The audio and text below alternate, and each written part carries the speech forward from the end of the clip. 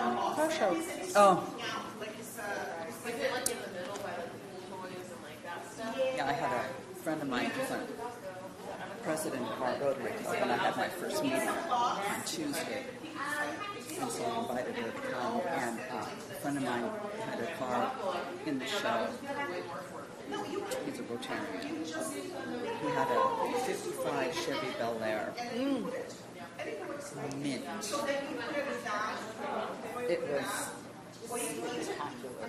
And so I surprised her. I said, hey, Mom, I got to get up there early, I'm going to have a friend of mine, pick you up because she can't drive out there. And I said, his name's Roger, he'll be there to pick you up. She's like, okay.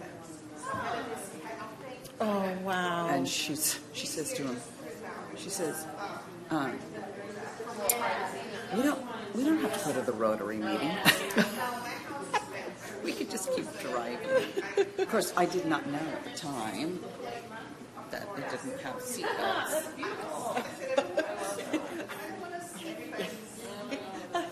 I mean, I have 5 brothers and sisters that would have killed me, but we forget that we're so used to them now. The seatbelts came around when I was in junior high. yeah, I mean, I don't know. How I mean, old that was mandatory. Mandatory, It was yeah. mandatory. No, but I mean, we had these plastic little baby seats that Mom would just set on the Of the front seat. on the front seat. This was a seatbelt. Yeah, yeah. She'd come to a stop and do that. My car has seatbelts, but it's the 2-piece. So it's the lap belt, and then I have the top part that comes down. Oh, and hooks up. Yeah, I don't use it though. I just use the lap belt because it's. I mean, I'm like, I don't think my dad has ever used it. So.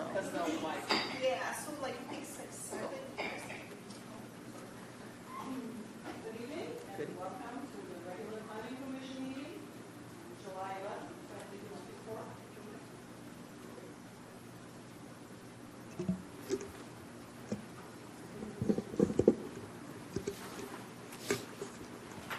Looks that way, yeah.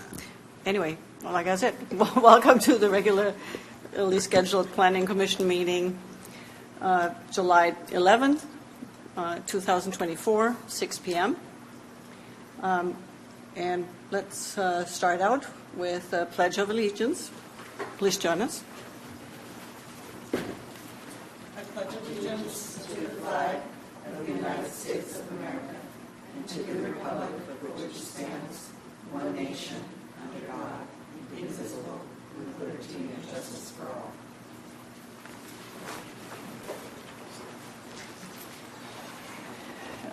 Ariana, would you please report on posting the agenda and conduct a roll call for us? The agenda was posted on Wednesday, July 3rd, 2024 at 8 p.m. Roll call. Commissioner Ellie. Present. Commissioner Leongard. Here. Commissioner Lewis. Here. Commissioner Ramirez. Here. Commissioner Valdez. Here. Vice Chair Kushner. Here. Chair Bondo is absent. And a friendly reminder to please turn on your mics when speaking. Thank you. Thank you. We're already at item 4, public comments. The chair has opened the mic for public comment on items that are not on the agenda. There's a 3-minute time limit. Ariana, do we have any public comments? We have no speakers. No speakers. Thank you. Chair is closing public comments on items not on the agenda. That gets us right to item 5, consent agenda. Ariana, do you have any additions, changes to the consent agenda pertaining to the Planning Commission minutes of the regular meeting from June 6, 2024? There are no modifications. Okay. Commissioners, are any changes that occurred to you? No? Okay. Then do we have a motion and a second? I move that the minutes be approved as written. I'll second. Ariana, could you please conduct a roll call? Commissioner Ellie. Yes. Commissioner Leongard. Yes. Commissioner Lewis. Yes. Commissioner Ramirez. Yes. Commissioner Valdez. Yes. Vice Chair Kushner. Yes. Thank you. Item 6, public hearings. We have no items tonight. Moves us right into item 7, under unfinished business on the agenda. We have Planning Commissioner training tonight, which will consist of an overview of major local and state law concepts that govern the city's planning and development projects. And we have a city attorney present.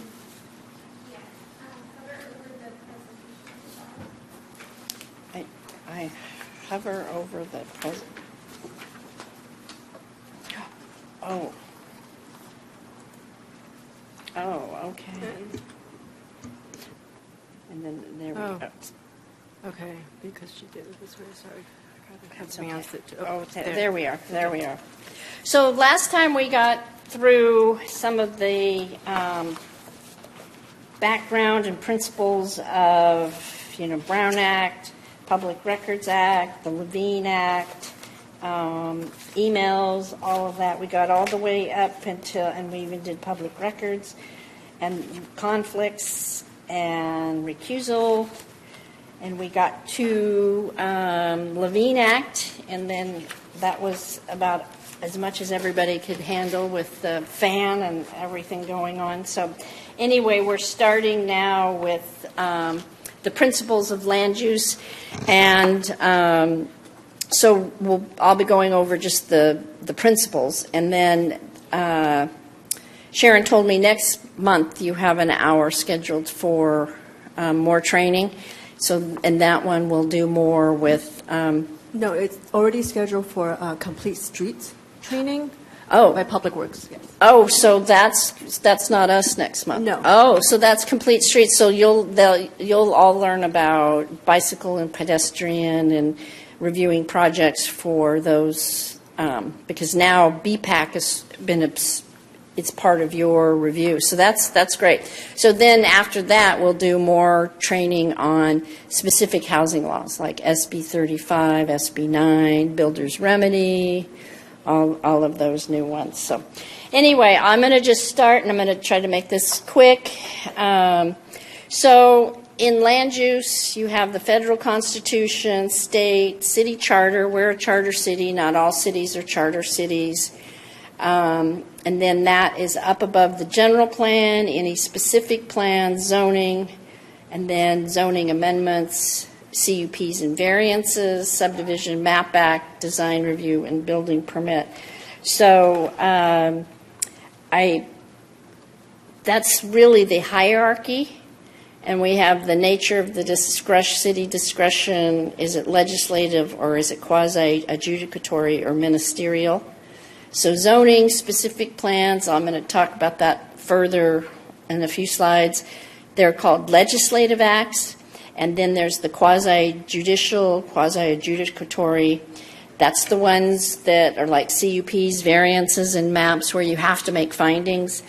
And then there's building permits, which are ministerial. And building permits don't go to council, they don't go to planning commission.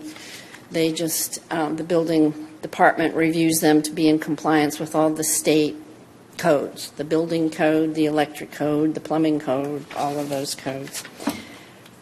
So the foundation for the city's land use powers are under what's called the local police power, and that's out of the California Constitution. And that is the source of authority for the city to enact and enforce land use and zoning laws. So we can adopt local ordinances for zoning and land use laws.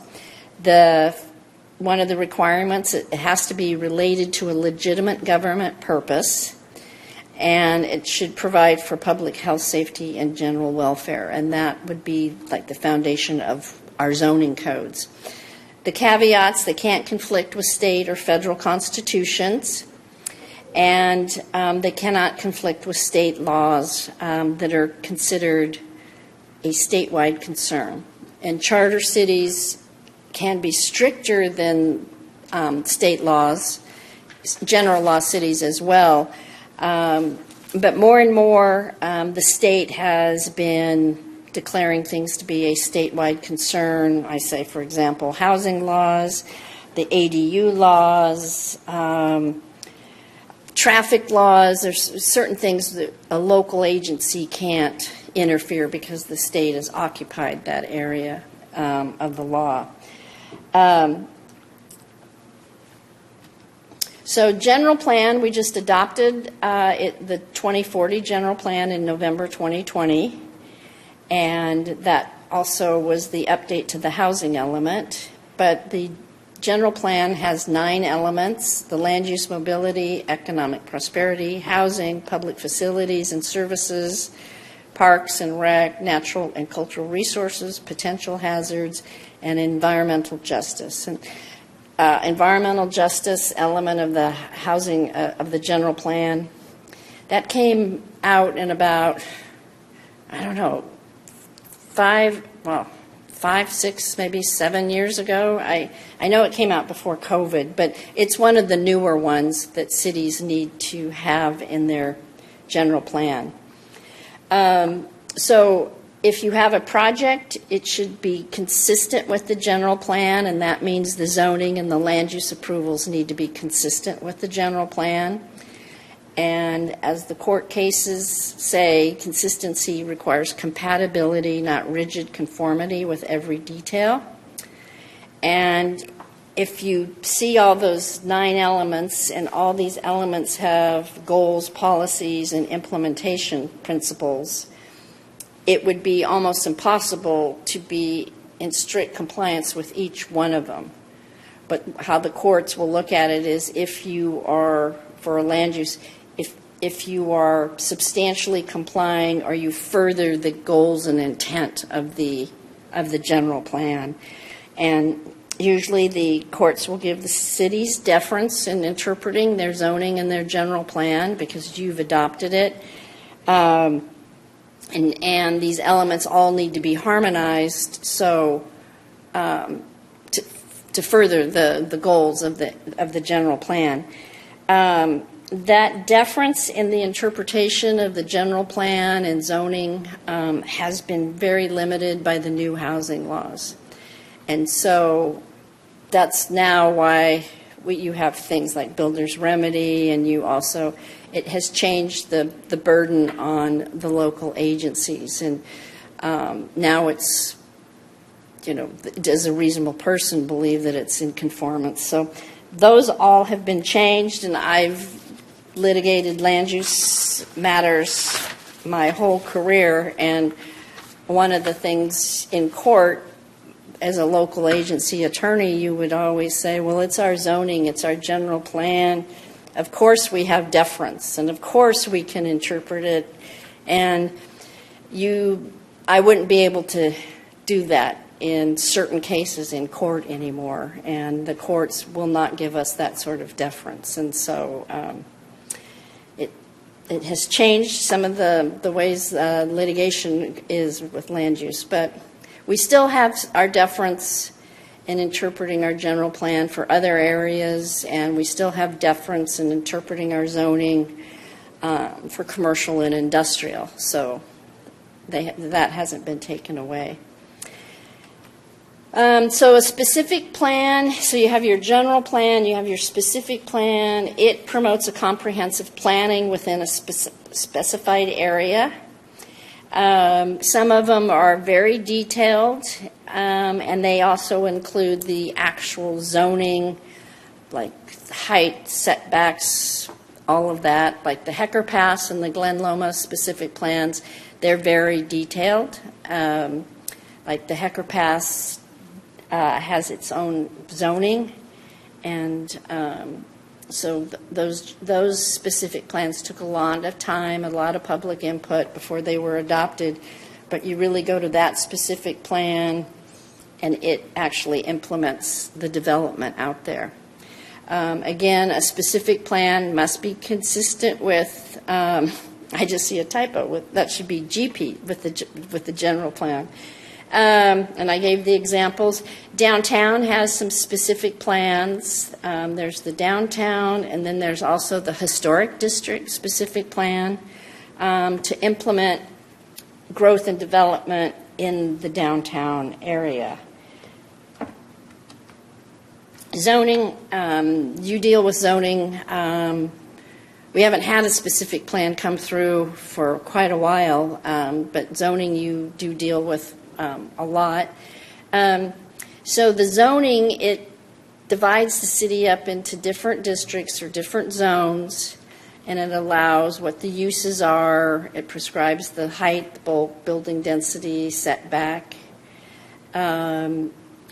You know, when you look at the zoning map, it's really what the colors are on the map. You know, the commercial area might be red, and then general commercial might be a different shade of red or orange or something, and then, you know, residential could be green. Or so it's the breaking up of the city into different zoning districts for the allowable uses.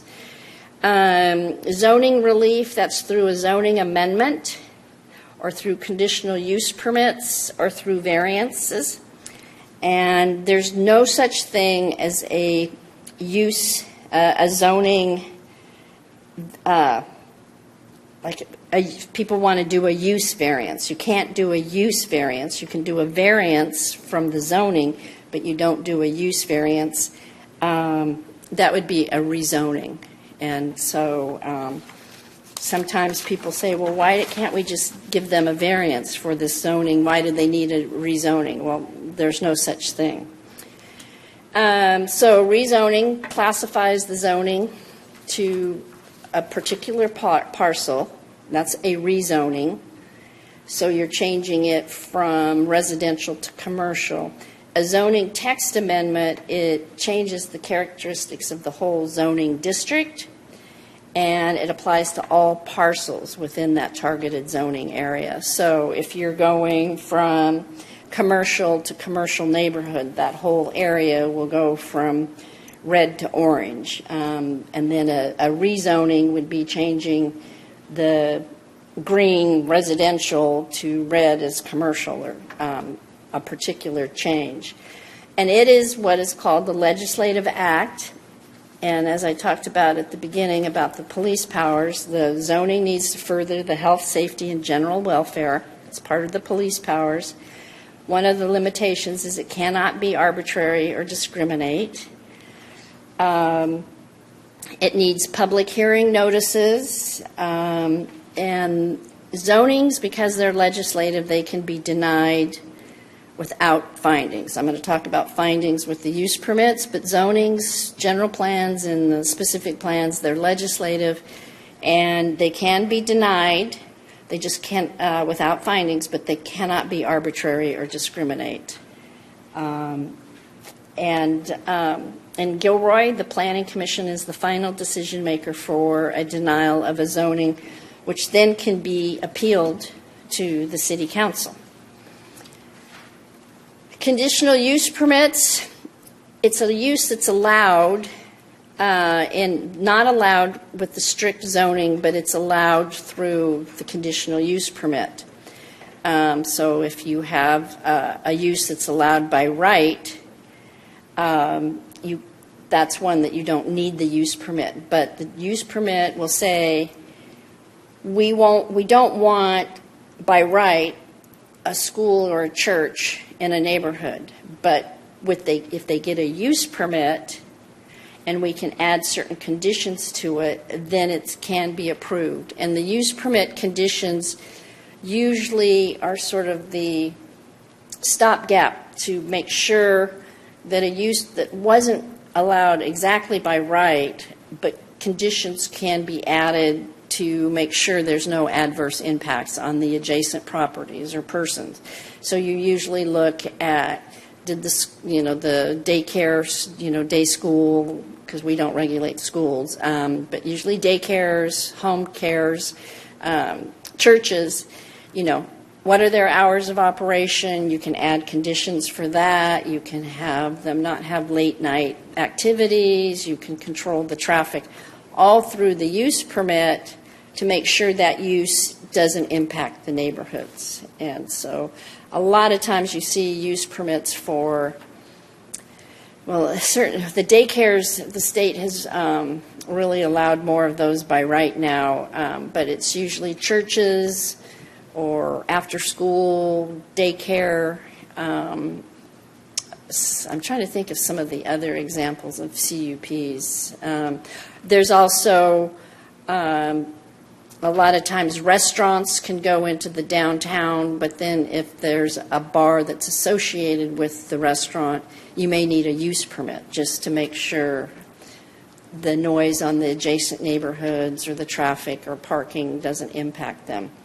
And these use permits are quasi-judicial, and you can have conditions, and you do need findings to approve or deny them. And you've heard me say this before, too. They run with the land, not the landowner. So when you grant that use permit for, that church in that neighborhood, and that church moves away, another church can come in and still use that use permit. So you're not giving it to the landowner, it's running with the land. And sometimes I've heard planning commissioners say, well, they're such good people, we know we won't have any problems with them, but you have to look at that use, and you have to think, well, if they go away, what are the conditions you want in case the new owners come in and they may not be as neighbor-friendly or something like that. The use permits, the findings, and I keep talking about findings. The findings for a use permit or any quasi-judicial, it's the how, why, and the why did you grant it, why the decision was made, why did you grant this. The findings will be like the roadmap that, with these conditions and with these findings, we find that it is compatible with the neighborhood and it won't be an adverse impact. But findings describe your decision. Yes? Can a conditional use permit have a time limit? They can. You can have them come back for review, but time it's tricky. Once you're granted a use permit, you have a vested right for that use, and the city can't go in and revoke it unless they're violating the use permit and or they've become a nuisance. So sometimes they say it's a 5-year use permit. They want you to come back and check and make sure that there aren't any problems. But the case law is once you have your use permit and you're working under those conditions and you're not violating it, you have a right to continue to do that. And if your school or your bar gets too noisy, the city can bring you in and have your use permit reviewed, modified, or revoked, but it has to be with notice, due process, and a fair hearing.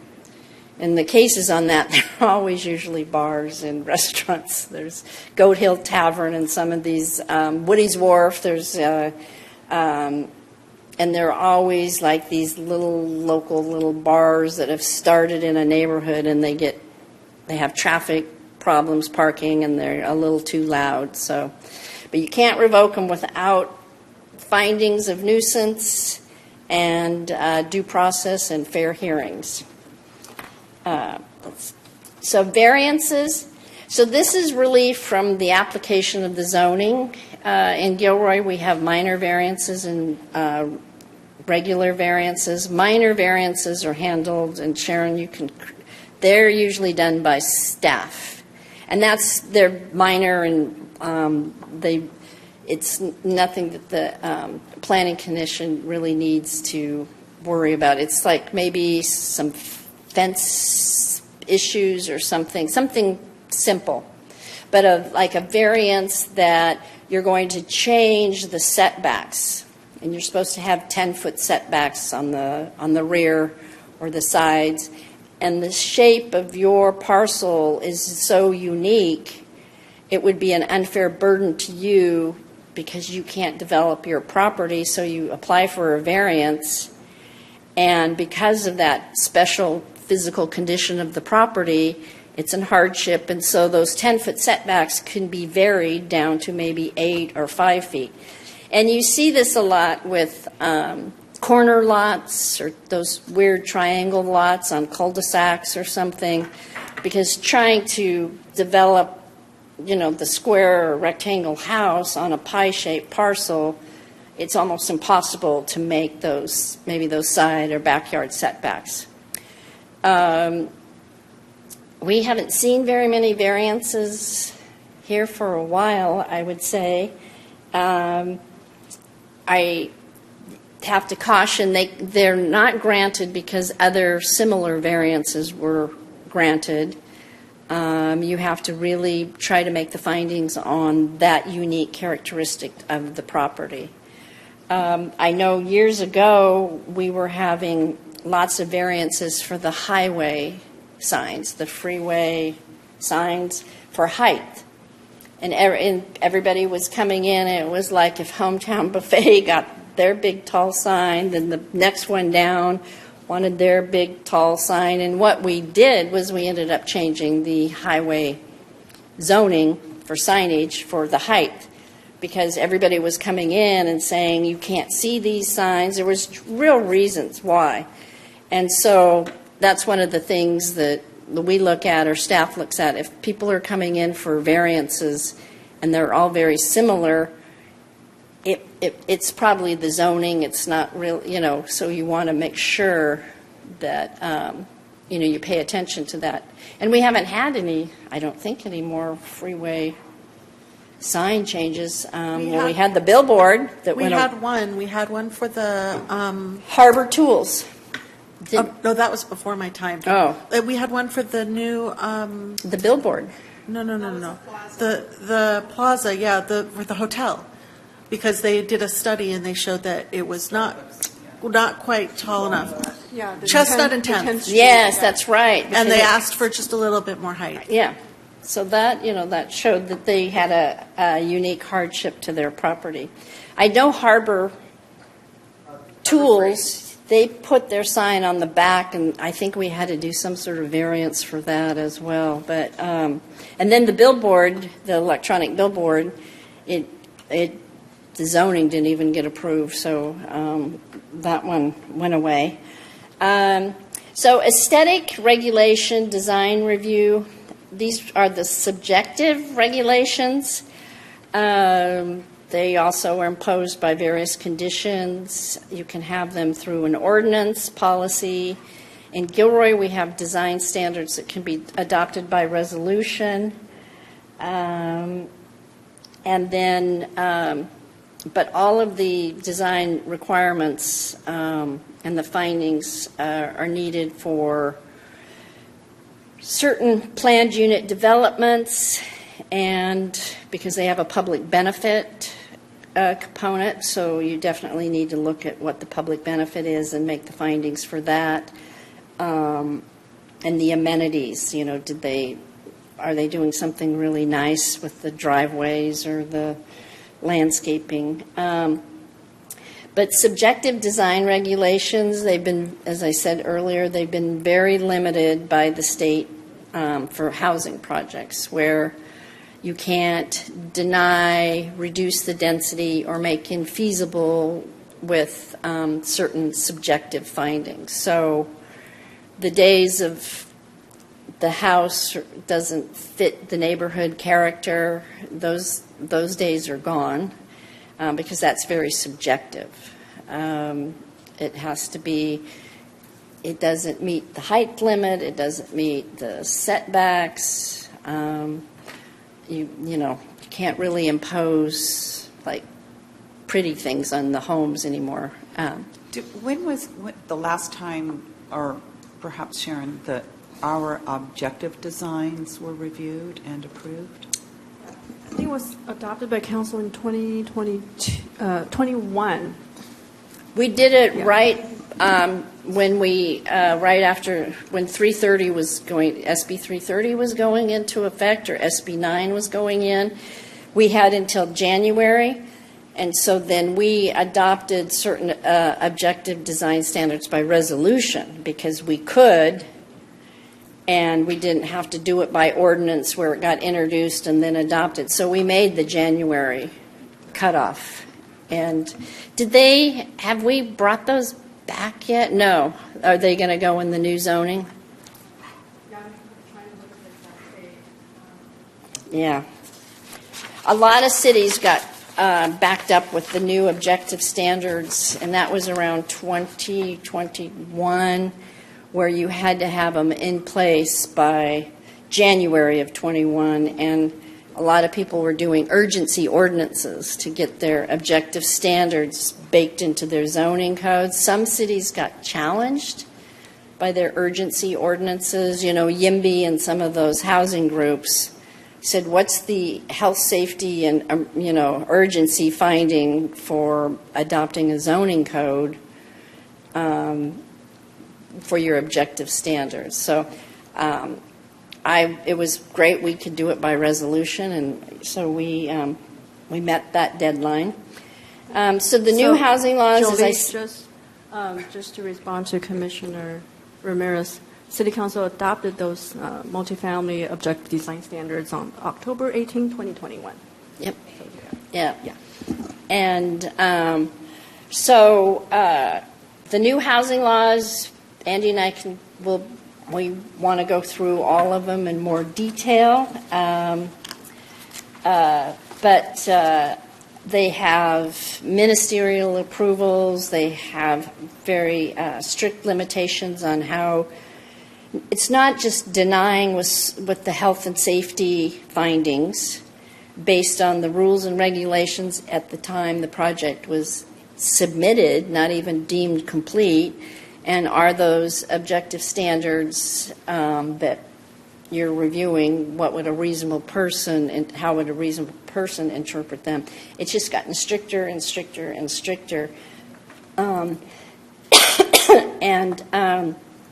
But just not even deny, if you want to deny or approve at a lower density, you have to, I call them super findings, but they're the ones you have to point out a health and safety impact, or there's, it will impact a historic resource, or it's, the reduced density is needed for some other reasons, and you have to actually make those findings under the Housing Accountability Act. Density bonus law, it's been around for a long time, and we don't see it that much here, but that's where if you provide a certain percentage of affordable housing, you get density, which means height. It means, more dense build out of your project, which usually means less setbacks and probably a higher building. Housing, I talked a little bit about Housing Accountability Act. It's been out for a long time too. I think it was adopted in '89, but density bonus was even before then. But these laws have been built upon, and density bonus and Housing Accountability Act now, what is a housing development project and how you can deny or not make, deny or try to reduce the density. They relate to each other.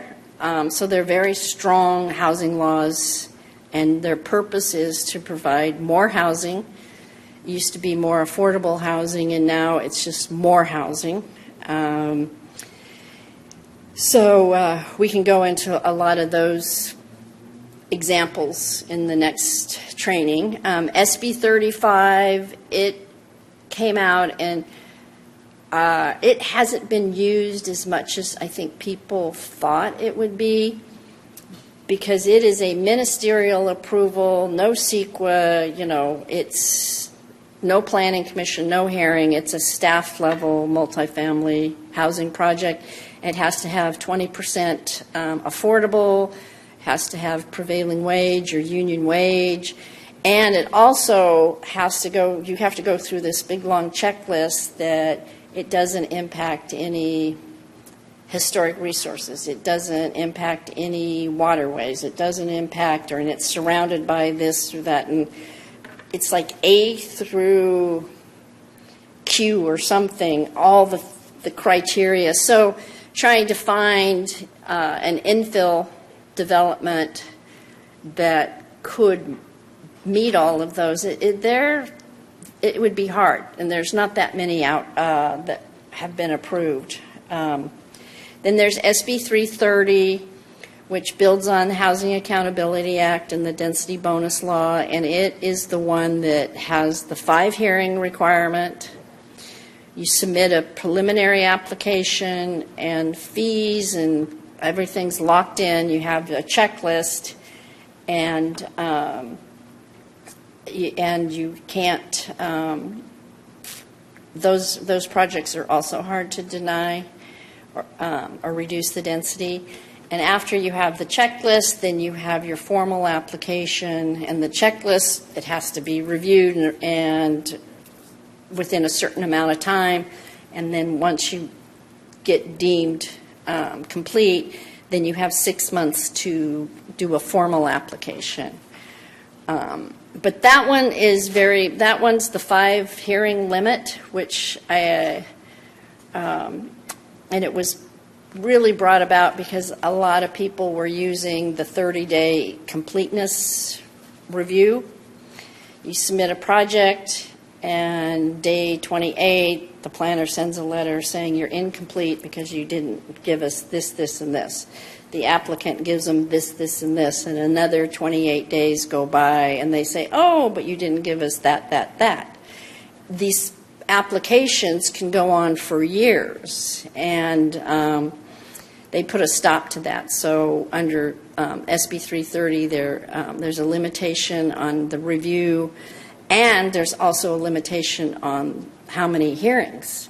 So some cities' planning commissions just continue an item for this or that, and it may be a year before they get to council, and then the council can continue it and continue it and continue that. But you get 5 hearings, continuances count, so that one was pretty interesting, that law. And then I don't know what happened, but SB 9 is there. That's the lot split law, where you can split lots and have a dwelling unit on each lot, and each dwelling unit can have an ADU, and there are so many, how many, you can have without the lot split, how many units under SB 9 can you have with the lot split,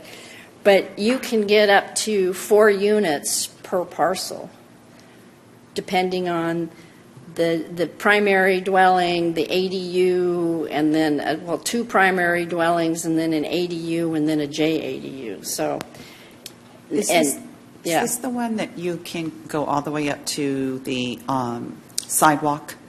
The wall can go to the sidewalk, and SB 9. There's where you. I think you're thinking about the ADUs. ADUs in the front yard? Yes. Yeah. So for the ADU law, they clarified that if there is no other feasible area on the lot to put your ADU, you can put an ADU in the front yard. Now, and then wasn't there something recently, this went to a higher court? Was it SB 9? It was SB 9 that went to it's just a trial court decision, I think, out of Redondo Beach. Okay. And they said that it did not preempt charter cities. And so there was a group of charter cities that sued. The trial court said no, just because you're a charter city. Well, the trial court said, well, because you're a charter city and this SB 9 did not call out that it was for affordable housing, So the opponent said SB 9 didn't apply to charter cities. It's been appealed. I've been watching that one. It's been appealed. I don't know if it's going to be a legislative fix or the court's going to fix it, but there was a lot of push for people to become charter cities, so SB 9 may not apply to them. They said it violated the Constitution or the Charter, so you had a right to not be bound by SB 9. I do know there were a lot of cities wanting to go charter, as we call it, go charter. We're already a charter, but to go become a charter city, because I just did this research, you have the election code, because the charter has to be approved by the vote of the people. And so you've got 88 days before the election to get that ballot, that you can start doing something.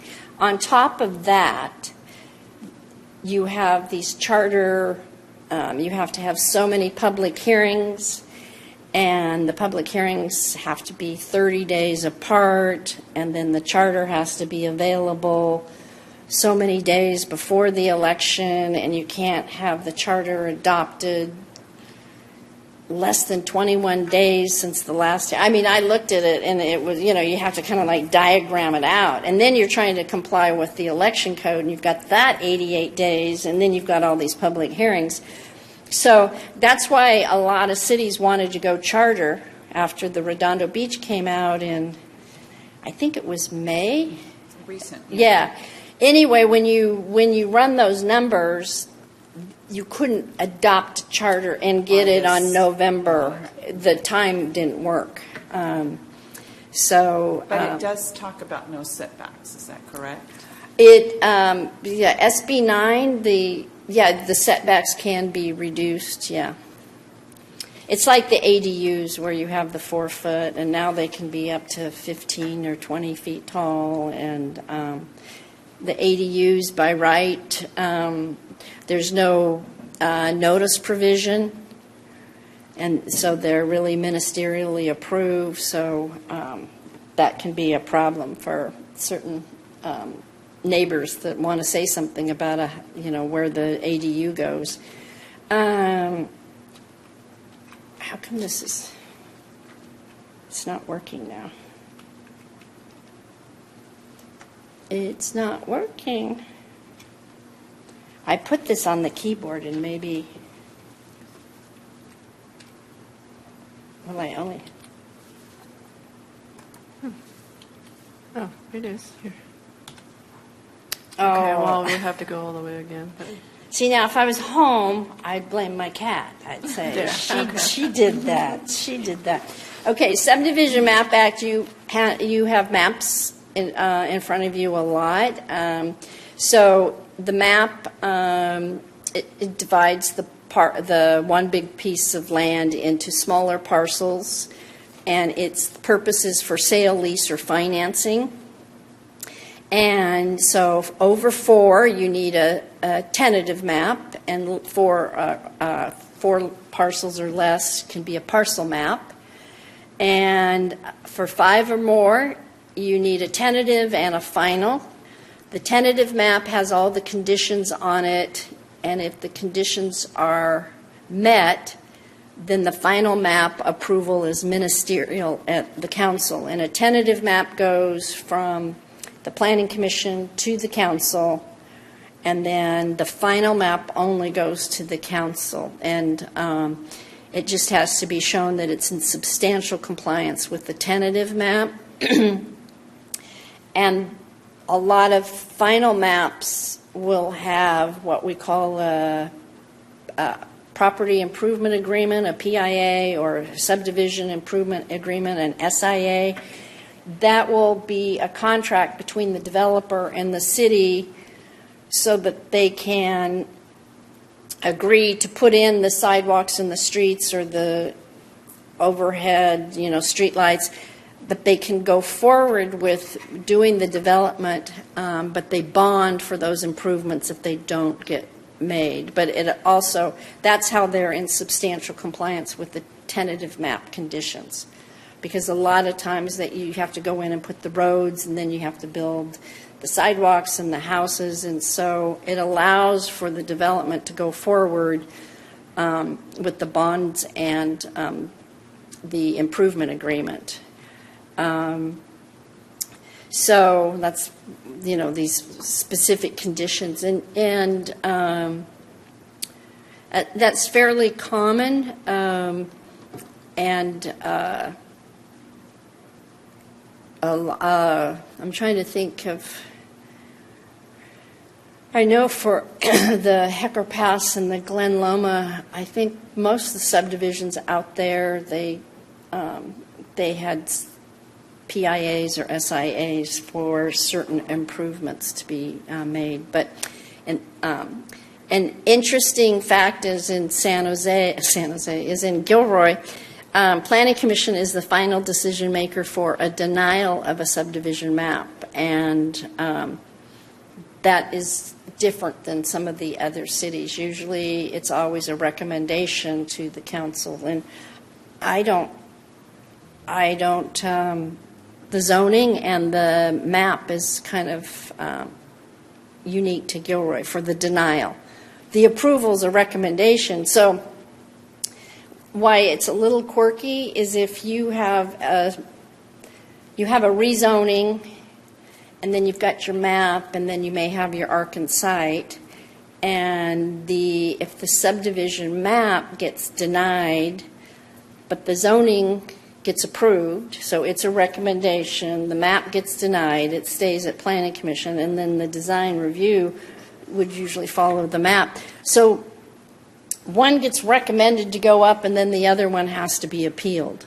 So it is a little clunky that the developer would have to appeal something when other parts of the project got approved, or a recommendation for approval. And Subdivision Map Act, you can't deny them without specific findings. And under the new housing laws, subdivision maps are considered a housing development project because they provide for housing. And so they come under Housing Accountability Act and those strict findings. Judicial review, legislative acts like the zoning amendments, general plan, they'll be upheld if they relate to a legitimate state interest, unless they're arbitrary or discriminatory. However, they are subject to referendum, or you can zone by an initiative, and you can also do a general plan by initiative. And some cities have done zoning by initiative and general plans by initiative. The quasi-judicial acts, those are the ones that have the findings, and like variance, CUPs, design review. They need to be based on findings supported by substantial evidence, and it requires procedures, protected procedures, which would be due process. And then the one thing I always say is you have to be careful about common law bias on these quasi-judicial use permits or variances, because you want to be able to provide for a fair hearing. And so if you come to the meeting or you've said things outside of the meeting that you don't like that project, if you come to the meeting, you should base your decision on the staff report, the applicant, the public testimony. All of that together is what's called substantial evidence.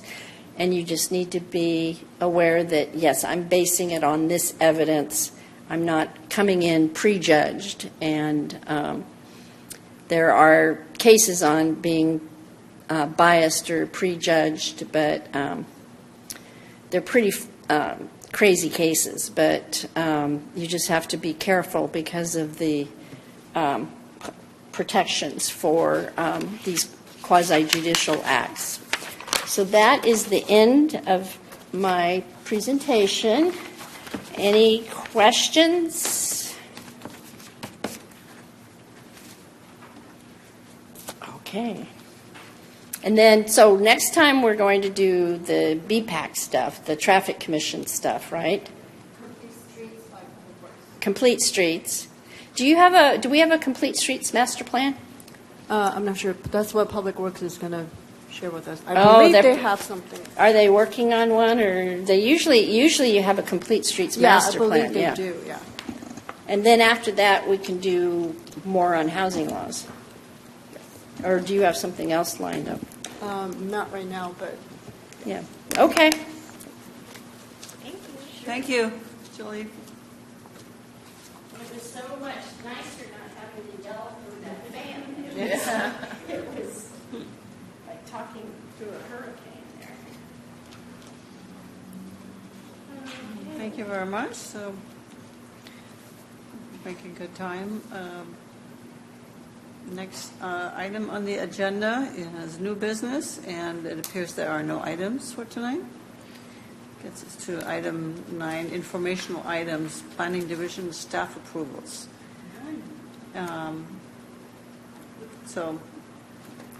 But while we have this opportunity, are there any questions from commissioners to staff?